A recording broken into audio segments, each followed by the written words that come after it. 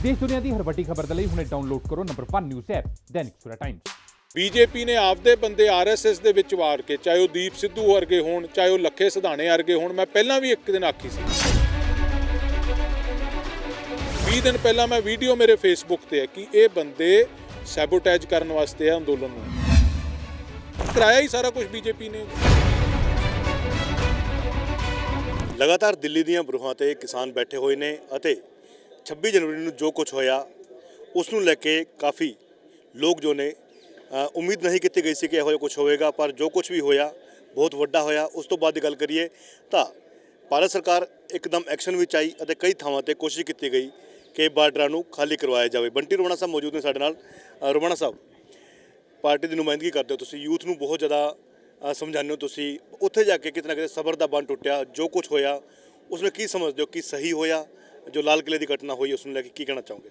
ਦੇਖੋ, ਇੱਕ ਗੱਲ ਸਮਝਣ ਦੀ ਲੋੜ ਹੈ, ਉੱਥੇ ਲੱਖਾਂ ਲੋਕ ਬੈਠੇ ਆ, 2 ਮਹੀਨੇ ਹੋ ਗਏ ਪੀਸਫੁਲੀ ਉੱਥੇ। ਕਦੇ ਦੁਨੀਆ 'ਚ ਤੁਸੀਂ ਦੁਨੀਆ ਦੇ ਇਤਿਹਾਸ 'ਚ ਚਾਹੇ 1000 ਸਾਲ ਪੁਰਾਣਾ ਇਤਿਹਾਸ ਫਰੋਲ ਲਓ, ਕਦੇ ਇਹੋ ਜਿਹਾ ਪੀਸਫੁਲ ਐਡਾ ਲੰਬਾ ਅੰਦੋਲਨ ਕਦੇ ਦੇਖਿਆ?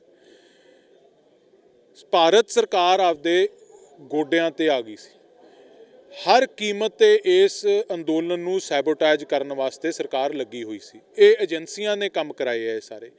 ਉਹਦੇ ਵਿੱਚੋਂ ਸ਼ਰਾਰਤੀ ਅੰਸਰ ਵਿੱਚ ਵਾੜ ਕੇ ਬੀਜੇਪੀ ਨੇ ਆਪਦੇ ਬੰਦੇ ਆਰਐਸਐਸ ਦੇ ਵਿੱਚ ਵਾੜ ਕੇ ਚਾਹੇ ਉਹ ਦੀਪ ਸਿੱਧੂ ਵਰਗੇ ਹੋਣ ਚਾਹੇ ਉਹ ਲੱਖੇ ਸਿਧਾਣੇ ਵਰਗੇ ਹੋਣ ਮੈਂ ਪਹਿਲਾਂ ਵੀ ਇੱਕ ਦਿਨ ਆਖੀ ਸੀ ਕਿ ਇਹ ਬੰਦੇ, ਅੱਜ ਤੋਂ ਮੈਨੂੰ ਲੱਗਦਾ ਮਹੀਨਾ ਪਹਿਲਾਂ ਦੀ ਗੱਲ ਹੈ, 20 ਦਿਨ ਪਹਿਲਾਂ ਮੈਂ ਵੀਡੀਓ ਮੇਰੇ ਫੇਸਬੁੱਕ ਤੇ ਹੈ ਕਿ ਇਹ ਬੰਦੇ ਸੈਬੋਟੇਜ ਕਰਨ ਵਾਸਤੇ ਆ ਅੰਦੋਲਨ ਨੂੰ। ਇਹ ਭਾਰਤੀ ਜਨਤਾ ਪਾਰਟੀ ਦੇ ਇਸ਼ਾਰੇ ਤੇ, ਕੇਂਦਰ ਦੀ ਸਰਕਾਰ ਦੇ ਇਸ਼ਾਰੇ ਤੇ ਇਸ ਪੀਸਫੁਲ ਅੰਦੋਲਨ ਨੂੰ, ਇਸ ਹੱਕ ਸੱਚ ਦੀ ਲੜਾਈ ਨੂੰ, ਇਸ ਕਿਸਾਨੀ ਦੀ ਲੜਾਈ ਨੂੰ, ਇਸ ਪੰਜਾਬ ਦੇ ਲੋਕਾਂ ਦੀ ਲੜਾਈ ਨੂੰ, ਇਹ ਸਾਡੀ ਹੋਂਦ ਬਚਾਉਣ ਦੀ ਲੜਾਈ ਨੂੰ ਸੈਬੋਟੇਜ ਕਰਨ ਵਾਸਤੇ ਭਾਰਤੀ ਜਨਤਾ ਪਾਰਟੀ ਨੇ ਵਿੱਚ ਵਾੜੇ ਹੈ।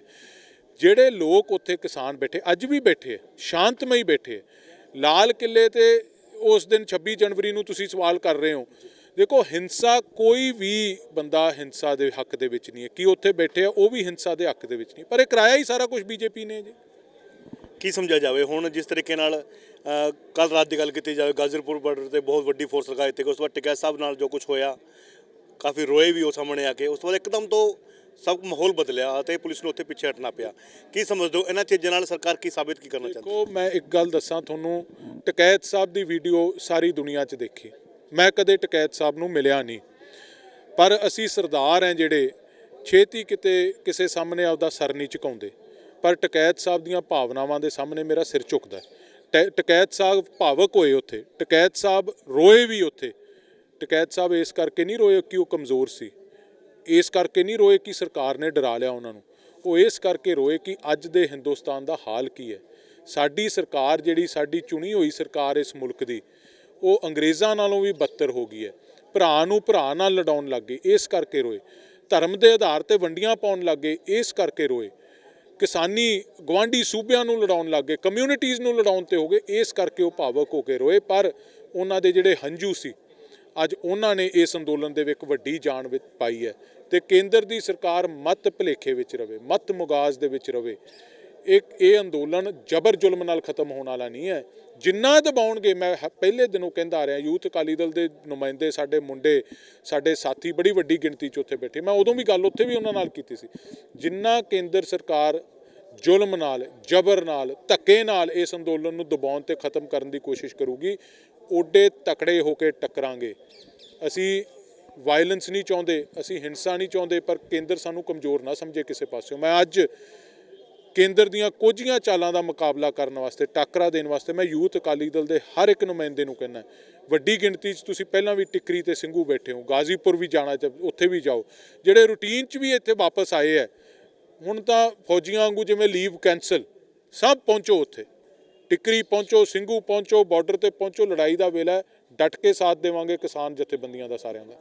ਸਵਾਲ ਉਠਾਏ ਜਾਂਦੇ ਨੇ ਕਿ ਜਿਹੜਾ ਰੋਲ ਅਦਾ ਕਰਨਾ ਸੀ ਪਾਰਟੀ ਨੇ ਉਹਨੂੰ ਅਦਾ ਨਹੀਂ ਕੀਤਾ, ਕਿਉਂਕਿ ਸਰਕਾਰ ਨੂੰ ਜਿੱਥੇ ਕਿਸਾਨ ਤਾਂ ਘੇਰ ਰਹੇ ਨੇ, ਪਰ ਪਾਰਟੀਆਂ ਕਿਤੇ ਨਾ ਕਿਤੇ ਤੁਸੀਂ ਵੇਖ ਰਹੇ ਹੋਗੇ ਕਿ ਉੱਥੇ ਜਿਸ ਦੌਰਾਨ ਇਹ ਸਾਰਾ ਕੁਝ ਹੋਇਆ ਉਸ ਤੋਂ ਬਾਅਦ ਪਾਰਟੀ ਇੱਕ ਵਾਰ ਖਾਮੋਸ਼ ਹੋ ਗਿਆ ਸੀ। ਉਸ ਤੋਂ ਪਹਿਲੇ ਅੱਜ ਦੀ ਗੱਲ ਕਰੀਏ, ਪਹਿਲੇ ਰਾਹੁਲ ਗਾਂਧੀ ਦਾ ਬਿਆਨ ਆਇਆ, ਉਸ ਤੋਂ ਬਾਅਦ ਪ੍ਰਿੰਕਾ ਗਾਂਧੀ ਦਾ ਬਿਆਨ ਆਇਆ। ਕੀ ਲੱਗਦਾ ਹੈ ਜਿਸ ਤਰੀਕੇ ਨਾਲ ਰਾਜਨੀਤਿਕ ਲੜਾਈ ਲੜੀ ਜਾਣੀ ਸੀ, ਉਸ ਵਾਸਤੇ ਕਦੇ ਕੀ ਕਰ ਰਿਹਾ ਵੀ ਰਾਜਨੀਤਿਕ ਮੰਚ ਤਿਆਰ ਕੀਤਾ ਜਾਵੇ ਜਿਸ ਤੇ ਜਾ ਕੇ ਰਾਜਨੀਤਿਕ ਤੌਰ ਤੇ ਉਹਨੂੰ ਘੇਰਿਆ ਜਾਵੇ? ਦੇਖੋ, ਮੈਂ ਤੁਹਾਡੀ ਗੱਲ ਨਾਲ ਸਹਿਮਤ ਨਹੀਂ ਕਿ ਪਾਰਟੀ ਨੇ ਉਸ ਤਰ੍ਹਾਂ ਦਾ ਰੋਲ ਨਹੀਂ ਅਦਾ ਕੀਤਾ। ਜਦੋਂ ਇਹ ਗੱਲ ਸ਼ੁਰੂ ਹੋਈ, ਇਹ ਪਾਰਲੀਮੈਂਟ ਦੇ ਵਿੱਚ ਆਉਂਦਾ ਬਿੱਲ ਬਣਨ ਵਾਸਤੇ। ਪਾਰਲੀਮੈਂਟ ਦੇ ਵਿੱਚ ਸ਼੍ਰੋਮਣੀ ਅਕਾਲੀ ਦਲ ਦੇ ਨੁਮਾਇੰਦੇ ਜਿਹੜੇ ਉਸ ਵੇਲੇ ਵਜ਼ਾਰਤ ਦੇ ਵਿੱਚ ਨੁਮਾਇੰਦੇ ਸੀ, ਬੀਬਾ ਹਰਸਿਮਰਤ ਕੌਰ ਬਾਦਲ, ਉਹਨਾਂ ਨੇ ਕੈਬਨਿਟ ਦੀ ਵਜ਼ਾਰਤ ਦੇ ਵਿੱਚੋਂ ਅਸਤੀਫਾ ਦਿੱਤਾ। ਹਿੰਦੁਸਤਾਨ ਦੇ 70 ਸਾਲਾ ਇਤਿਹਾਸ 'ਚ ਪਹਿਲੀ ਵਾਰ ਹੋਇਆ ਕਿ ਕਿਸੇ ਕੈਬਨਿਟ ਦੇ ਵਜ਼ੀਰ ਨੇ ਕਿਸਾਨੀ ਦੇ ਮੁੱਦੇ ਨੂੰ ਲੈ ਕੇ ਅਸਤੀਫਾ ਦਿੱਤਾ ਹੋਵੇ।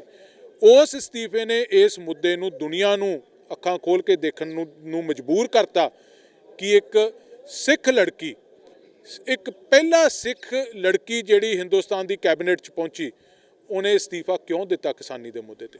ਮੈਂ 26 ਤਰੀਕ ਤੋਂ ਬਾਅਦ ਦੀ ਗੱਲ ਕਰ ਰਿਹਾ, ਜੋ ਉੱਥੇ ਉਸ ਵਕਤ ਜੋ ਕਰਨਾ ਚਾਹੀਦਾ ਸੀਗਾ, ਕਿਉਂਕਿ ਬਹੁਤ ਕੁਝ ਹੋਇਆ। ਇੱਕ ਵਾਰ ਕਿਹਾ ਜਾਵੇ ਤਾਂ ਅੰਦੋਲਨ ਕਰੀ ਜੋ ਲੋਕ ਨੇ, ਉਹਨਾਂ ਦਾ ਹੌਸਲਾ ਮਨੋਬਲ ਵੀ ਬਹੁਤ ਵੱਡਾ ਟੁੱਟਿਆ। ਉਸ ਤੋਂ ਬਾਅਦ ਜਿਸ ਤਰੀਕੇ ਨਾਲ ਬਾਂਹ ਫੜਨੀ ਚਾਹੀਦੀ ਸੀ, ਉਸ ਤਰੀਕੇ ਨਾਲ ਉਹਨਾਂ ਲੋਕਾਂ ਦੀ ਬਾਂਹ ਨਹੀਂ ਫੜੀ ਗਈ। ਹਰ ਤਰੀਕੇ ਨਾਲ ਹੈ, ਕਿਸ ਤਰੀਕੇ ਨਾਲ ਬਾਂਹ ਫੜੀ ਜਾਣੀ ਚਾਹੀਦੀ ਸੀ। ਅੱਜ ਸਰਦਾਰ ਸੁਖਬੀਰ ਸਿੰਘ ਬਾਦਲ ਪਾਰਲੀਮੈਂਟ ਦੇ ਵਿੱਚ, ਮੈਂ ਵਿਜ਼ੂਅਲਸ ਵੀ ਦੇਖੇ ਹੈ, ਉੱਥੇ ਖੜ ਕੇ ਕਿ ਇਹ ਕਾਲੇ ਕਾਨੂੰਨ ਵਾਪਸ ਲਓ, ਤੇ ਤੋਮਰ ਵਰਗਿਆਂ ਨੂੰ ਤੇ ਰਾਜਨਾਥ ਸਿੰਘ ਵਰਗਿਆਂ ਨੂੰ ਸਾਹਮਣੇ ਮੂੰਹ ਤੇ ਕਹਿ ਕੇ ਕਿ ਕਿਸਾਨਾਂ ਨਾਲ ਆ ਕੇ ਖੜੋ, ਤੁਸੀਂ ਇਹ ਕਾਨੂੰਨ ਵਾਪਸ ਲਓ। ਰਾਜਨੀਤਿਕ ਲੜਾਈ ਪਾਰਲੀਮੈਂਟ ਦੇ ਵਿੱਚ ਲੜੀ ਜਾ ਰਹੀ ਹੈ, ਉੱਥੇ ਲੜ ਰਹੇ ਹੈ। ਜਿੱਥੇ ਮਨੋਬਲ ਦੀ ਗੱਲ ਹੈ, ਮੈਂ ਪਹਿਲਾਂ ਤਾਂ ਹੀ ਗੱਲ ਕੀਤੀ, ਮਨੋਬਲ ਤਕੜਾ ਕਰਨ ਦੀ ਲੋੜ ਹੈ। ਅੱਜ ਸਰਕਾਰ ਨੇ ਆਪਦੀ ਸਾਰੀ ਸ਼ਕਤੀ ਝੋਕਤੀ ਹੈ ਹਮਲੇ 'ਚ, ਤਾਂ ਜਿੰਨੇ ਇੱਥੇ ਨੁਮਾਇੰਦੇ ਸਾਡੇ ਯੂਥ ਅਕਾਲੀ ਦਲ ਦੇ, ਸ਼੍ਰੋਮਣੀ ਅਕਾਲੀ ਦਲ ਦੇ, ਕਈ ਵਾਰੀ ਜਿਵੇਂ ਆਪਾਂ 10 ਦਿਨ ਉੱਥੇ ਲਾ ਕੇ 2-3 ਦਿਨ ਇੱਥੇ ਆ ਜਾਂਦੇ, ਆਪਦੇ ਕੰਮਕਾਰ ਕਰਕੇ ਫਿਰ ਵਾਪਸ ਜਾਂਦੇ। ਮੈਂ ਅੱਜ ਸਾਰਿਆਂ ਨੂੰ ਕਹਿ ਰਿਹਾ, ਜਿਵੇਂ ਫੌਜੀਆਂ 'ਚ ਜੰਗ ਦੇ ਸਮੇਂ ਲੀਵ ਕੈਂਸਲ ਹੋ ਜਾਂਦੀ, ਸਭ ਦੀ ਲੀਵ ਕੈਂਸਲ ਹੈ, ਸਭ ਉੱਥੇ ਪਹੁੰਚਣ। ਤੇ ਮੈਂ ਇਸ ਗੱਲ ਨੂੰ ਸ਼੍ਰੋਮਣੀ ਗੁਰਦੁਆਰਾ ਪ੍ਰਬੰਧਕ ਕਮੇਟੀ ਨੇ ਬੜੇ ਵੱਡੇ ਪੱਧਰ ਤੇ ਟਿਕਰੀ ਹੋਇਆ, ਸਿੰਘੂ ਹੋਇਆ ਲੰਗਰ ਲਾਏ ਆ। ਮੈਂ ਉਹਨਾਂ ਨੂੰ ਬੇਨਤੀ ਕਰੂੰਗਾ ਕਿ ਉਹ ਗਾਜ਼ੀਪੁਰ ਵਾਲੇ ਵੀ ਸਾਡੇ ਭਰਾ ਹੈ। ਟਕੈਤ ਸਾਹਿਬ ਦਾ ਸਤਿਕਾਰ, ਉਹਨਾਂ ਦੇ ਬਾਪ ਨੇ ਬਾਦਲ ਸਾਹਿਬ ਵਾਂਗੂ ਬੜੀ ਵੱਡੀ ਲੜਾਈ ਲੜੀ ਹੈ ਕਿਸਾਨੀ ਦੀ, ਅਸੀਂ ਸਤਿਕਾਰ ਕਰਦੇ ਹਾਂ। ਤੇ ਗਾਜ਼ੀਪੁਰ ਵੀ ਪਹੁੰਚਣ ਸ਼੍ਰੋਮਣੀ ਗੁਰਦੁਆਰਾ ਪ੍ਰਬੰਧਕ ਕਮੇਟੀ ਵਾਲੇ। ਮੈਂ ਬੀਬੀ ਜੀ ਨੂੰ ਵੀ ਇਸ ਗੱਲ ਦੀ ਬੇਨਤੀ ਕਰੂੰਗਾ, ਤੇ ਕਿਸੇ ਕੀਮਤ ਤੇ ਇਸ ਅੰਦੋਲਨ ਦਾ ਮਨੋਬਲ ਨਹੀਂ ਡਿੱਗਣ ਦੇਵਾਂਗੇ, ਕਿਸੇ ਕੀਮਤ ਤੇ ਇਸ ਅੰਦੋਲਨ ਨੂੰ ਕਮਜ਼ੋਰ ਨਹੀਂ ਹੋਣ ਦੇਵਾਂਗੇ। ਕੋਈ ਕੁਰਬਾਨੀ ਦੇਣੀ ਪੈ ਜੇ ਯਾਰ, ਇਹ ਲੜਾਈ ਫਤਿਹ ਹਾਸਲ ਕਰਾਂਗੇ।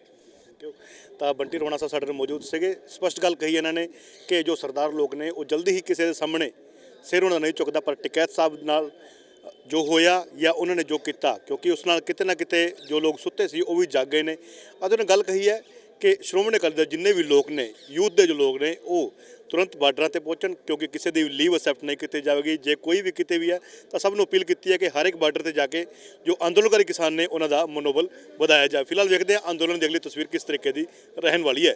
ਫਰੀਦਕੋਟ ਤੋਂ ਕੈਮਰਾ ਪਰਸਨ ਮਨਪ੍ਰੀਤ ਨਾਲ Suraj Prakash, Dainik Savera TV. All world open challenge 17 time gold medalist मियां रफीक मोहम्मद, पंडित, मौलवी, बेगम, तांत्रिक, इन्हां चोरा ठग्गां तो सावधान। स्पेशलिस्ट वशीकरण, सट्टा नंबर, लव मैरिज, पति पत्नी च अनबन, विदेश च पक्का होना, कारोबार दा ना चलना, सिर्फ 31 घंटियां विच समाधान। फ्री फ्री फ्री मियां रफीक मोहम्मद। मोबाइल 84 374 94 647, 84 374 94 648।